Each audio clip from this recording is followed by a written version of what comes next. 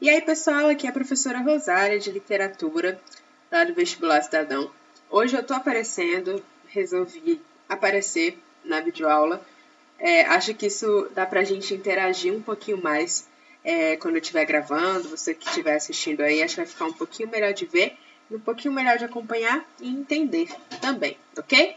Bom, não sei se vocês repararam, mas lá no nosso curso Litemate, a gente não tinha essa escola que a gente vai trabalhar hoje, como eu posso dizer, planejada, né? Não estava no script.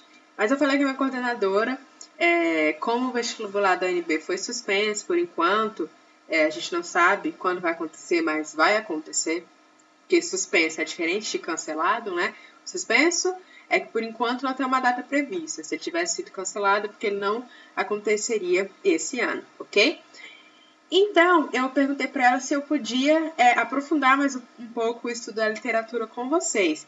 E como no realismo a gente ia pular para o simbolismo, assim, de uma vez, sem passar pelo naturalismo, que eu acho uma escola muito importante, perguntei se eu poderia trabalhar com vocês. Então, hoje, a gente vai ver o naturalismo na literatura, certo?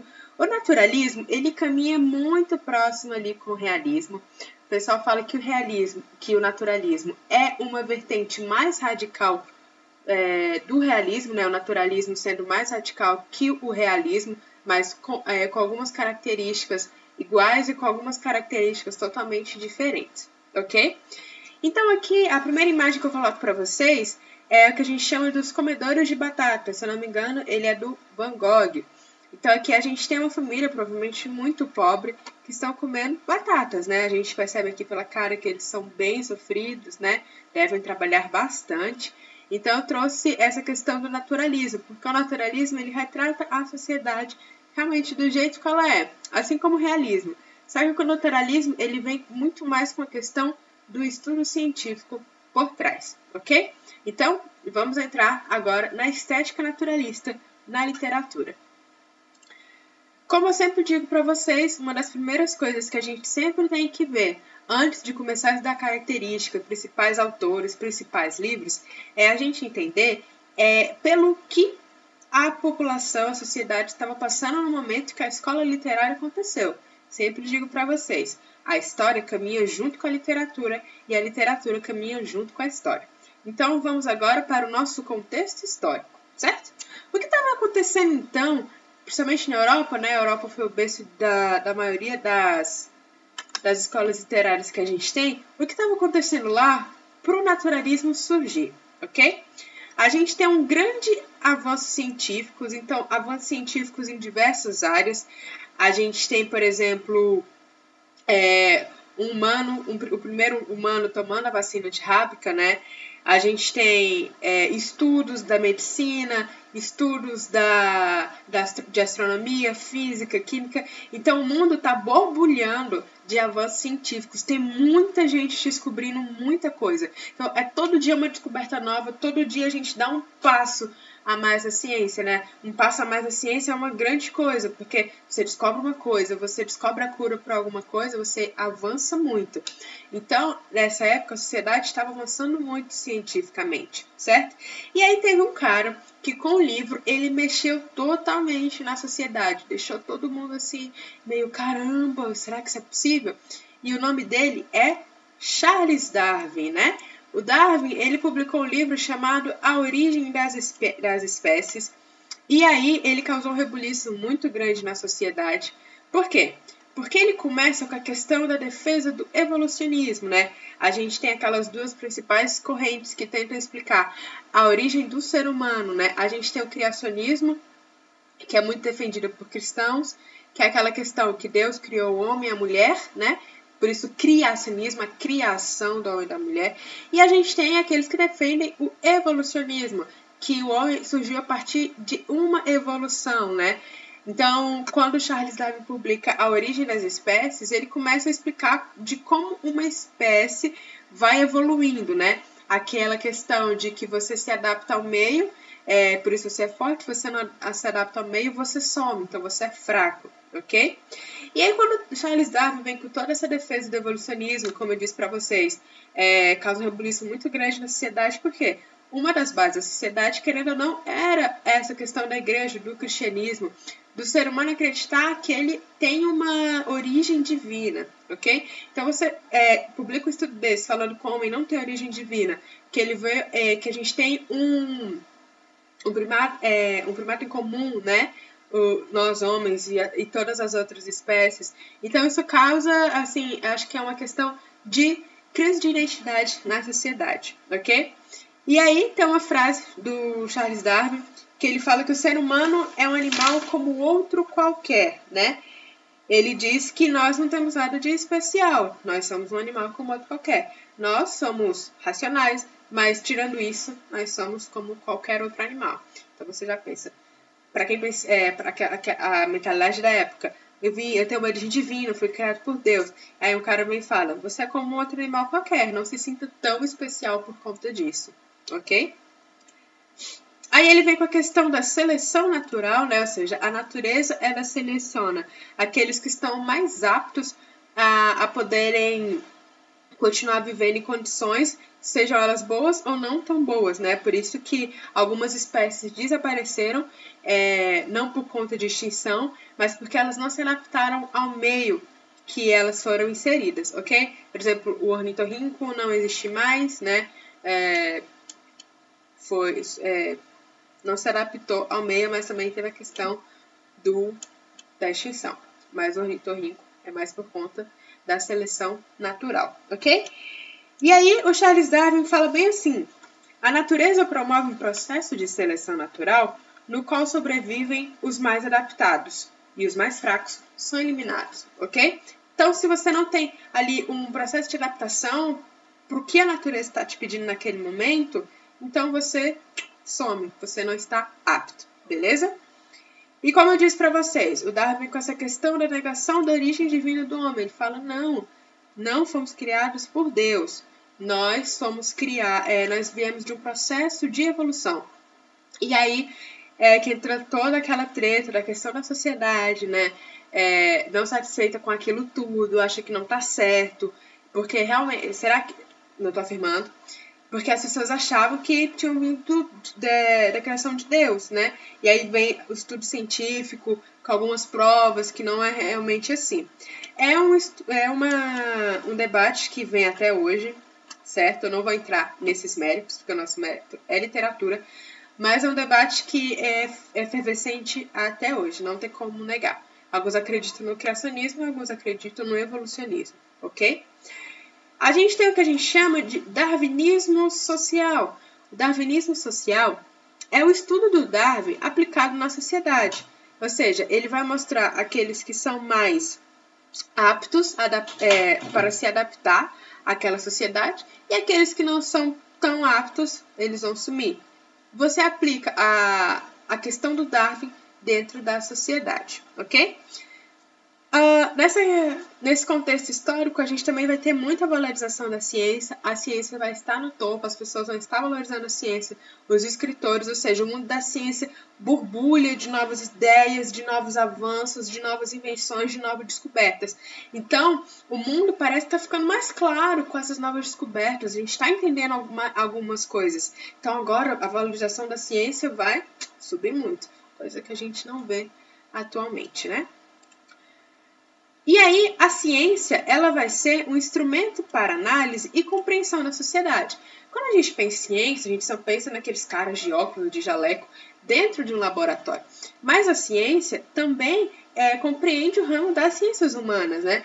Então, a gente vai ter sociologia, filosofia, crescendo muito também. A questão da psicologia também.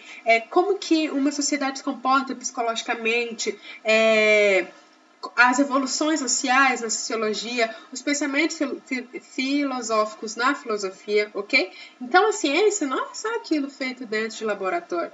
A ciência também é feita quando você estuda o próprio ser humano e suas relações sociais, ok? E aí a gente tem dois caras muito importantes para a construção do naturalismo. O primeiro dele é o Auguste Comte, com a questão do positivismo. O positivismo, ele coloca as leis científicas acima de todas as outras, né? As leis religiosas, as leis de senso comum, né? Então, a lei científica, aquilo que eu posso provar cientificamente, está acima, né? É o positivismo do Auguste Comte. E depois a gente tem o Hippolyte Taine com a questão do determinismo.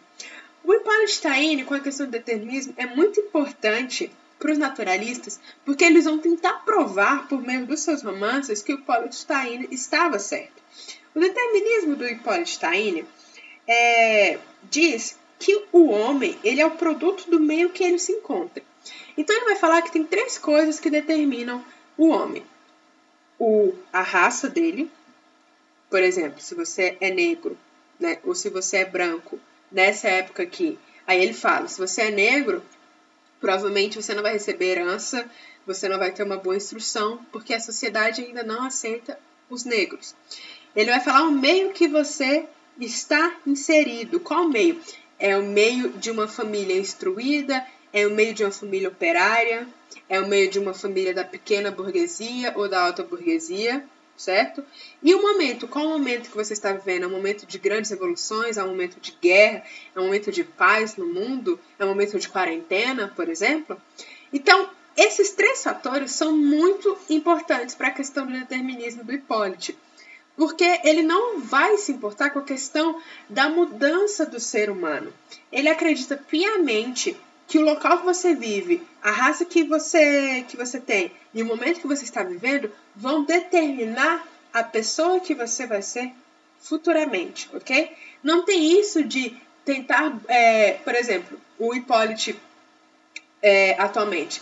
Você é uma pessoa da periferia, você está lutando para conseguir uma vida melhor. Ele vai falar assim, não, o seu determinismo, o seu destino é você continuar onde está e perpetuando esse meio que você vive. Ele não acredita que a pessoa possa mudar de vida porque as coisas que ela tem, o meio que ela vive, determinam quem ele vai ser. Ok? E aí, o indivíduo, como eu disse para vocês, é um produto do meio que ele se encontra. Ok? E aí a gente tem uma coisa muito interessante no naturalismo, que é a principal diferença entre o naturalismo e o realismo. A ciência e a literatura, elas vão começar a se aproximar muito. A literatura, que antes era muito para a diversão das massas, ou então para fazer a burguesia começar a pensar um pouquinho se ela era hipócrita ou não, como a gente viu no realismo, vai começar a mudar. Agora, a literatura é um meio de eu propagar a ciência para a população, ou de eu comprovar aquilo que a ciência estava dizendo. Então, vai ter uma aproximação, assim, bem grande da literatura e da ciência, beleza? Aí aqui eu coloquei para vocês uma imagenzinha do Charles Darwin, né, com o seu livro A Origem das Espécies e a Seleção Natural. E agora a gente vai passar para as características gerais do naturalismo, ok? Então, a primeira coisa que a gente tem é a literatura a serviço da ciência. Como falei para vocês, essas 2 frentes se aproximam bastante. A literatura agora, ela vai ser um meio de eu propagar os avanços da ciência, certo? Então, a gente agora vai chamar o romance naturalista de romance experimental ou romance de tese. Por quê? Porque a literatura agora, ela quer mostrar para a população e comprovar para a população que a ciência estava caminhando corretamente, que a ciência estava descobrindo coisas e que a população tinha que começar a entender e aceitar essas coisas. E é o que eles faziam? Eles colocavam em seus livros coisas que pudessem comprovar o que a ciência estava dizendo. Por isso que a gente chama romance experimental ou então romance de tese. Romance de tese porque você tem uma tese a ser defendida, né? Então você vai mostrar pontos e argumentos que defendam a sua tese, ok? Então, quando pensar em naturalismo, pense em romance de tese ou romance experimental, ok? Por quê? Porque enquanto eu estou escrevendo, eu também estou apoiando a minha ciência e estou tentando comprovar e mostrar que aquilo que a ciência estava falando é realmente verdade. Mas como? por dentro de scripts literários. Então, o naturalismo é extremamente interessante porque é a ciência dentro da literatura, ou a literatura dentro da ciência, beleza? Então, os escritores naturalistas, eles vão olhar muito para a realidade com o determinismo, com esse foco do determinismo, né? Eles vão olhar para a sociedade, aquele cara é operário, qual meio que ele vive, qual a raça dele, qual o momento que ele está vivendo agora. Não, o determinismo diz isso, isso e isso, esse cara vai ser assim. Aquela mulher, ela é burguesa, o pai dela é bancário, então ela provavelmente vai se casar com um homem, vai ter outro filho, e esse vai ser o destino dela, ok? Eles olham para a sociedade com esse foco do determinismo, eles, como se fosse assim, ó, eles não conseguem abranger. Determinismo são coisas que acontecerão por conta da raça do meio e do momento que a pessoa está. E não tem como mudar isso, segundo os naturalistas, ok? E a gente tem um método de observação, eles observavam muito a sociedade, como que a sociedade se comportava em meio a tudo isso, certo? E depois de observar, aí que eles iriam escrever, ok? Com os seus romances, os escritores também tinham um sentimento de tentar transformar a sociedade. Como assim transformar? Os escritores naturalistas traziam muitos temas polêmicos, certo? Aqui no Brasil a gente tem muita questão da homossexualidade, do adultério, da morte.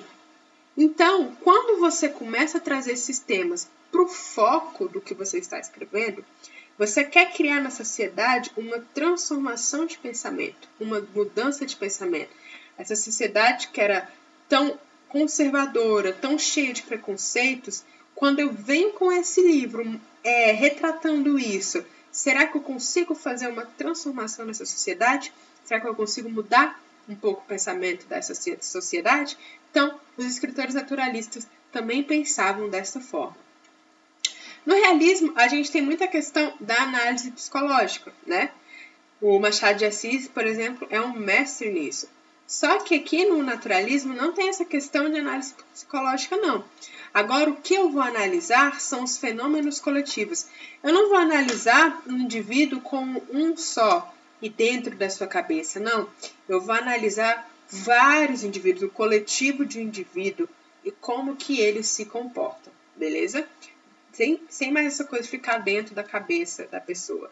Não, eu vou estar analisando a sociedade como um todo, um coletivo. O que acontece no coletivo? Quais são os fenômenos que acontecem no coletivo, beleza?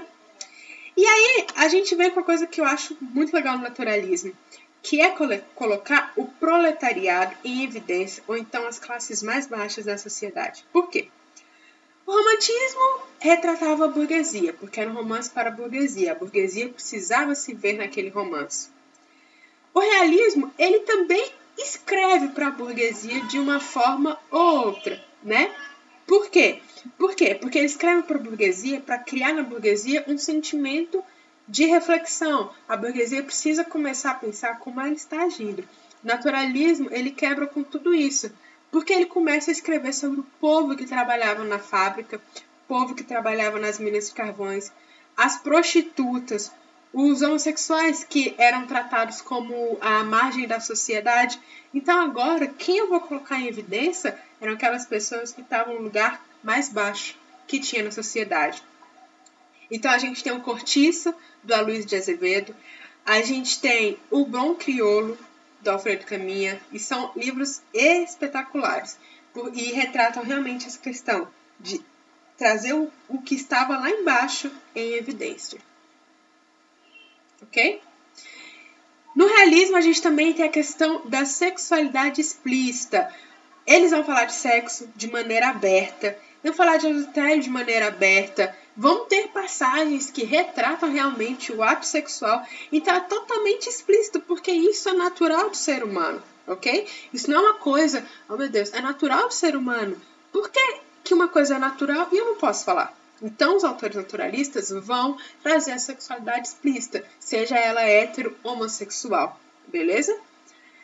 Aí a gente tem uma questão depois muito interessante, que é a animalização do ser humano. Você lembra que o Darwin falou que o ser humano é um animal como outro qualquer? Os naturalistas vão trazer isso em evidência. Eles vão mostrar que o homem também é um animal.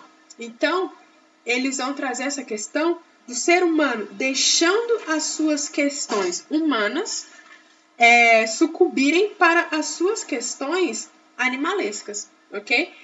Então, tem passagens que o Aloysio, por exemplo, ele fala de um jeito como se as pessoas fossem realmente animais, né? Então, essa questão, o ser humano vai perdendo a sua humanidade e vai sendo dominado por seus instintos animais que a gente tem dentro da gente. A gente sabe que tem. E querendo ou não, nós somos animais, ok? Os escritores também vêm com um olhar racional e extremamente objetivo, não é aquele olhar romântico, de exaltação ou com imaginação, não. É racional e objetivo, nada de subjetividade e irracionalidade, beleza? E aí, com isso, os escritores, eles enfrentaram um grande desafio. Como que eu vou conquistar um público trazendo essas questões científicas que não eram esperadas para a época, não eram mesmo. Por quê? Porque ainda estavam efervescendo muito aquele romance romântico, aquela coisa de herói, de mocinha, de vilão, aquela redenção no final, né?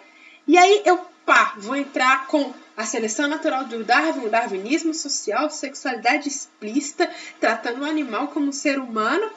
As pessoas vão comprar? Não sei se vão comprar. E aí, o que os escritores, eles começam a fazer, né? Eu preciso conquistar o público, mas eu preciso começar a trazer questões científicas. O que eu faço? Eu vou conciliar as duas coisas. Em alguns pontos, eu vou ter algumas doses de romantismo, mas em alguns pontos eu também vou trazer a questão científica. Então, eu vou conciliando as duas coisas. E por isso que os naturalistas fizeram muito sucesso. Por quê? Porque eles conseguiam conciliar essa questão da propaganda, de fazer vender, ao mesmo tempo que eu ainda consigo trazer essas questões científicas e fazer a minha sociedade refletir para ver se eu consigo fazer aquela transformação que eu tanto queria. Então, foi um desafio que foi cumprido com muito sucesso pelos nossos escritores. Então, aqui eu trouxe um pouco a animalização do ser humano, né? É uma sátira. A gente vê aqui a questão do darwinismo, né? Depois aqui a animalização do ser humano, sendo um porco, né? Aqui eu trouxe o proletariado também em evidência, as pessoas que trabalhavam muito, muito mesmo, e foram postas em evidência, em foco, pelos nossos naturalistas.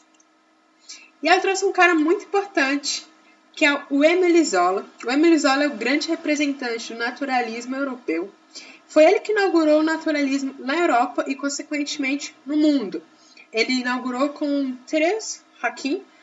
O Émile Zola é francês, se eu não me engano. E aí, ele foi um grande naturalista porque todos os seus livros que ele escreveu tinham essa estética, né?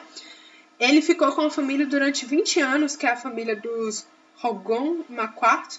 E aí ele escreveu vários livros, passando pelas 5 gerações dessa família.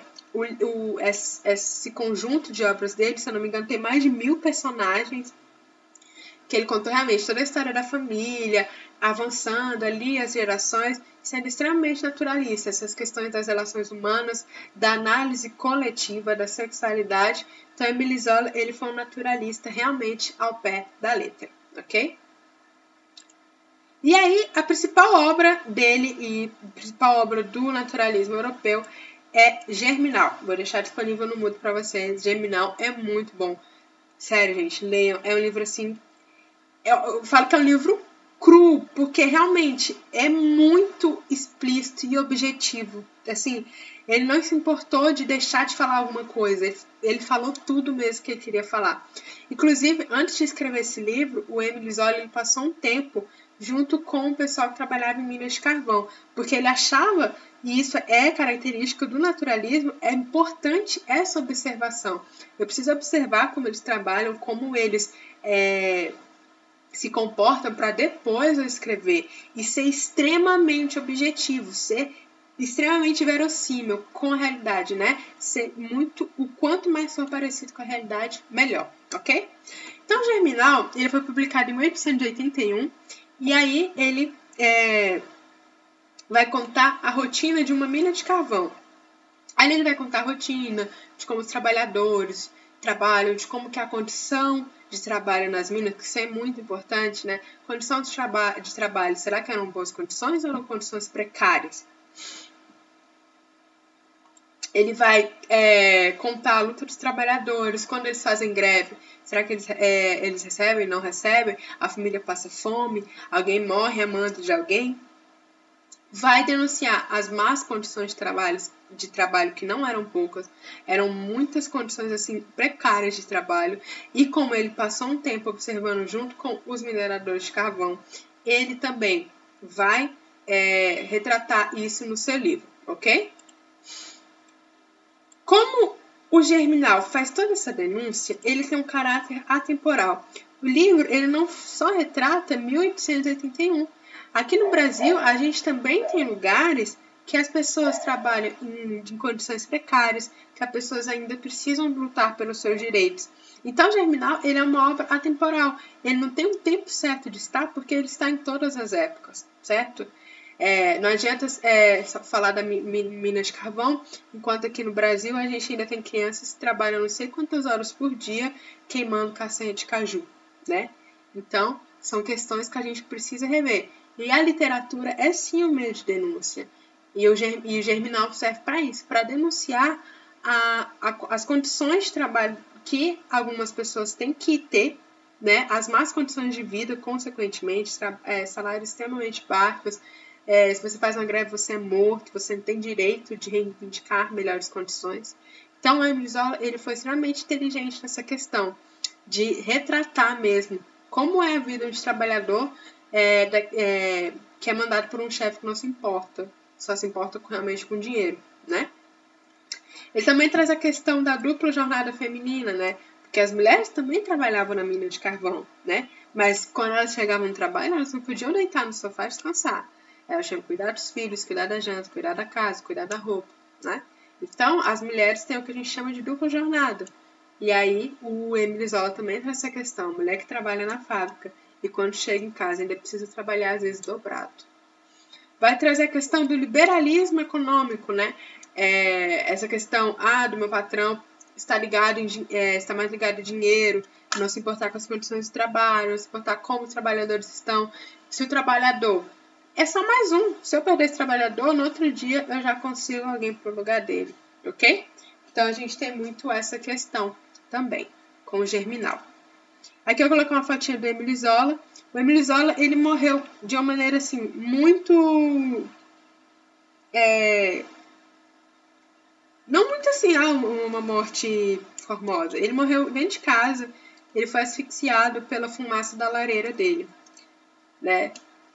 Infelizmente ele morreu um pouco novo, mas o trabalho que ele tem foi extremamente importante, ok? Aqui eu coloquei a imagenzinha de Germinal, essa aqui é a capa do filme, tem o filme. Eu vou tentar conseguir lá no YouTube para disponibilizar para vocês, ok? Mas é assim, eu vou disponibilizar o livro também, o livro na íntegra e o livro também, não resumido, mas com palavras um pouco mais tranquilas, ok? Para vocês, pelo menos, darem uma lida, porque Germinal é incrível, gente. Maravilhoso. Eu já li esse livro 2 vezes e eu não me canso. Parece que toda vez que eu leio, eu descubro um novo detalhe. Vale muito a pena. E aí, na próxima aula, a gente vai trazer o naturalismo no Brasil, ok? Como que surgiu, com quem que surgiu, quais eram as principais características, o que estava acontecendo no Brasil, para essa escola literária começar a ter espaço, ok? Espero que vocês estejam curtindo. Eu já apareci para não ficar tão... só minha voz, né? Às vezes fica chato. Então, a gente vai seguir dessa forma agora, beleza? Então, até a próxima com naturalismo acontecendo aqui no Brasil.